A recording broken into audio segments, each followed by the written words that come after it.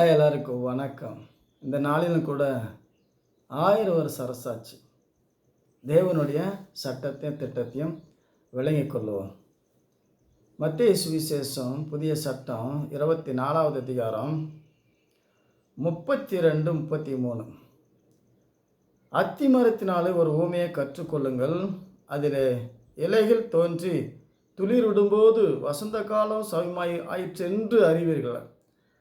அப்படியே இவைகள் எல்லாம் நீங்கள் காணும்போது அவர் சமயமாய் வாசலருகே வந்திருக்கிறார் என்று அறியுங்கள்.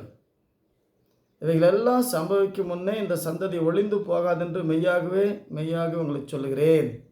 ஆகவே அத்திமரம் என்பது பழைய ஏற்பாட்டில் இஸ்ரேல் நாடு யூத ஜனத்தை குறிக்கும்.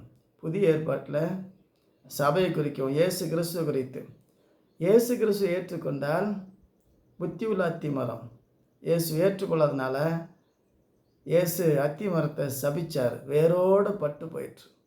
இயேசு ஏற்றுக்கொள்ளாதனால யூத ஜனங்க 1800 வருஷமாக பட்டு நாட்டை விட்டு ஊர் விட்டு பேர் கெட்டு கூறு கெட்டு அழிஞ்சாங்க. இப்போ 80 வருஷம் ஆகிக்குது.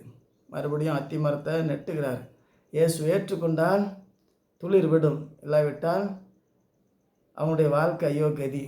துளிர் இருக்காது, ஞானம் இருக்காது, அறிவு இருக்காது, தேடி பார்த்தா பேர் இருக்காது.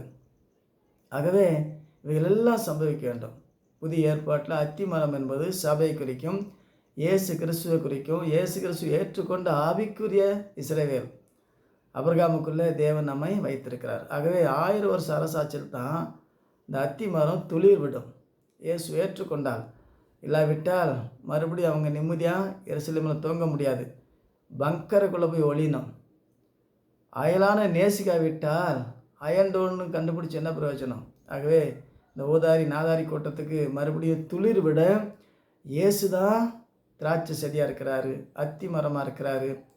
இந்த கல்லின் மேல் விழுகிற நொறுங்கி போவான், இந்த கல் எவன மேல் விடுமோ அவனை நசுக்கப்படும். ஆகவே தேவனுடைய ராஜ்யம் உங்களுக்கு நீக்கப்பட்டு அதற்கேற்ற கனி தரும் ஜனத்தில் கொடுக்கப்படும். தேவன் யாரெல்லாம் இயேசு கிறிஸ்து நாமத்தில் ஞானஸ்நானம் எடுத்து ஒரே தேவனை ஆராதிக்கிறாங்களோ அவங்க தான் ஆபிரகாம் சந்ததி, அத்தி மரத்தின் தேவனுடைய கிளைகள்.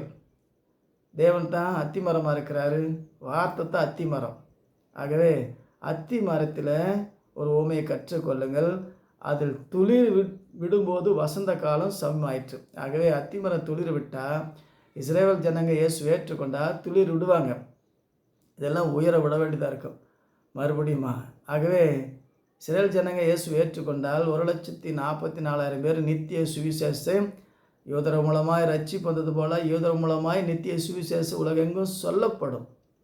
ஆகவே இஸ்ரேல் நாடு என்னைக்கு கிறிஸ்துவ நாடு என்று அறிக்கையிட்டு இயேசு ஏற்றுக்கொள்கிறார்களோ அன்னையிலிருந்து 1000 வருஷ அரசாட்சி ஆரம்பிக்கும். இயேசு வந்து மரித்தவனை எழுப்பி எருசலேமில் இருந்து செய்வதில்லை, கிறிஸ்து நமக்குள்ளே இருந்து. மரித்து போன யாரும் அந்த 1000 வருஷம் உயிரடைவதில்லை. வெளிப்படுத்தின விசேஷம் புதிய சட்டம் 20:5 அந்த 1000 வருஷம் முடிவடைவும் மரித்தோர் உயிரடைவில்லை. ஆக கிறிஸ்துவுக்குள்ளே மரித்த நம்ம தான் கிறிஸ்துவுக்காக சிரஞ்சேதம் பண்ணப்பட்டவர்கள். கையினால் செய்யப்படாத விருத்த சேதனம் அவருக்குள்ளே, இது கத்தினால் செய்யப்படாத சிரஞ்சேதம். ஆகவே சிரஞ்சேதம் சொன்ன உடனே மரித்தவர்கள் தான் குறிக்கும். ஆகவே இது ஆவிக்குரிய நிலையில் புரிஞ்சுக்கணும். ஆகவே சிங்காசனத்தில் உட்கார்ந்தார்கள், நியாய தீர்ப்பு கொடுக்கும்படி அதிகாரம் கொடுக்கப்பட்டது, அதிகாரம் பெற்றுக்கொண்டார்கள். ஆகவே தேவனுடைய வார்த்தை நிமித்தம் சுரபத்தியாவது அது முத்திரையாவது தரிக்காதவர்கள் அவங்க தான் தேவனுடைய வார்த்தைக்காக தீட்டுப்படாதவர்கள். அவங்க தான் சிரஞ்சேதம் பண்ணப்பட்டவர்கள், உலக வழிபாட்டுக்கு மரித்தவர்கள். ஆகவே இதெல்லாம் உள்ளான அர்த்தம். இல்லைனாக்கா மரித்தவன் யார் இந்த பூமியில் வந்து மறுபடியும் வாழ்வதில்லை, மறுபடியும் திருமணம் பண்ணி பழுகி பெறுவதில்லை. இயேசு வந்து 1000 வருஷ அரசாட்சி செய்வதில்லை. அத்திமரம் துளிர் விட வேண்டும். இஸ்ரேல் ஜனங்க இயேசு ஏற்றுக்கொள்ள வேண்டும். இயேசு ஏற்றுக்கொள்ளாவிட்டால் சபித்த அத்திமரம் போல் இன்னும் அந்த சாபம் நீங்கலை, வேரோடு பட்டு போனது, பேர் கெட்டு போனது. இஸ்ரேல் ஜனங்க அந்த நாட்டுக்காக அந்த மண்ணுக்காக சண்டை இல்லை, நித்தியத்துக்காக, தேவனுடைய வார்த்தைக்காக, சபைக்காக, சத்தியத்துக்காக தேவனை சார்ந்து வாழும்போது இஸ்லாம் ஜனமும் இஸ்ரேல் ஜனமும் எல்லாம் ஆபிரகாமுடைய பிள்ளைகள், கிறிஸ்துவுக்குள்ள நம்ம ஆவிக்குரிய யோதர்கள். ஆகவே தேவனுடைய திட்டத்தை அறிந்து கொண்டால் அத்திமரம் என்பது துளிர் விடும் என்பது 1000 வருஷ அரசாட்சி குறிக்கும். ஆகவே வசந்த காலம் தேவனுடைய அதிசயமாய் அற்புதமாக இந்த காரியத்தை விளங்கிக் கொள்வோம். அத்திமரம் துளிர் விட்டால் தான் 1000 வருஷ அரசாட்சி நடக்கும். இயேசு வந்து செய்வதில்லை. இயேசு உலகம் முடிவு பிறந்தும் நமக்குள்ளே வாசமாக இருக்கிறார். நமக்குள்ளே வாசமாக இருக்கிற தேவன் அதிசயமாக அற்புதமாய் துளிர் விட்டு அதிசயம் நடக்கும், அற்புதம் நடக்கும். 1000 வருஷம் இந்த பூமியில் கிறிஸ்துவுக்குள்ளே இருக்கிற ஒரே தேவனுடைய பிள்ளைகள் உலகத்தை ஆளுவார்கள். கர்த்தருடைய பிள்ளைகள் மற்ற எல்லாம் மண் குகை போல் நொறுக்கி வேற கிறுக்கி உட்காருனா உட்காருவாங்க. யோசேப்பு எப்படி கை அசைவில்லாமல் என் ஜனங்க எந்திரிக்கூடாது, உட்காரக்கூடாது என்று பார்வோன்னு சொன்னோன்னு அதே போல் இயேசு நமக்குள்ளே இருந்து நம்முடைய வார்த்தையன்றி ஒரு அணு அசையாது. ஆகவே தேவன் நமக்குள்ளே இருந்து அதை செய்வார். இதை விளங்கிக் கொள்வோம். கர்த்தர் ஆசீர்வதிப்பார். மீண்டும் சந்திப்போம். வணக்கம்.